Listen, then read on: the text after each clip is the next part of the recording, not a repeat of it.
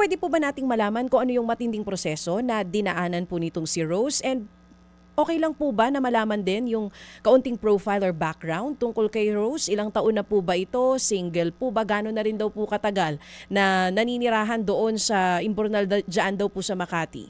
At natanong din po ba natin, ma'am, kung may mga kasama din po ba siya doon na nakatira? That's correct, DJ Chacha. While of course some information will not be disclosed sapagkat iginagalang po natin yung social worker client confidentiality na tinatawag.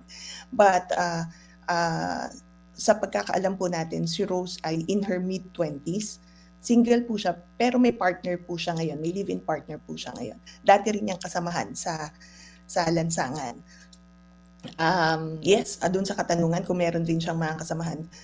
Opo, sabi nga niya, alam niya kung saan din sila nagtatago, especially kapag may mga ganito nga daw na mga activities na nakikita nila na may mga uniform personnel na lumalapit sa kanila. Ganito kasi ang kwento ni Rose DJ Chacha.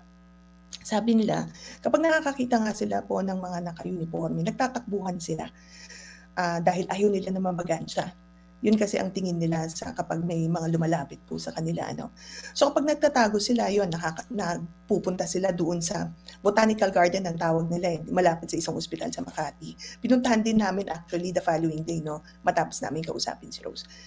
Malaking culvert yon na kasya naman talaga din ng tao. So doon daw po sila sumisilong, doon sila nagtatago, lalo na kapag may mga nagsasagawa ng mga reach out activities. So, tinulungan niya kami na puntahan sila para sana kausapin din, kumbinsihin na sumama po sa DSWD. Unfortunately, that early morning na pumunta kami dun sa may drainage system po na iyon, walang pong tao. At ang sabi nga ni Rose sa amin, usually kapag nabubulabog sila dun, nagtutungo sila dun sa may Osmeña Highway sa ilalim ng Skyway.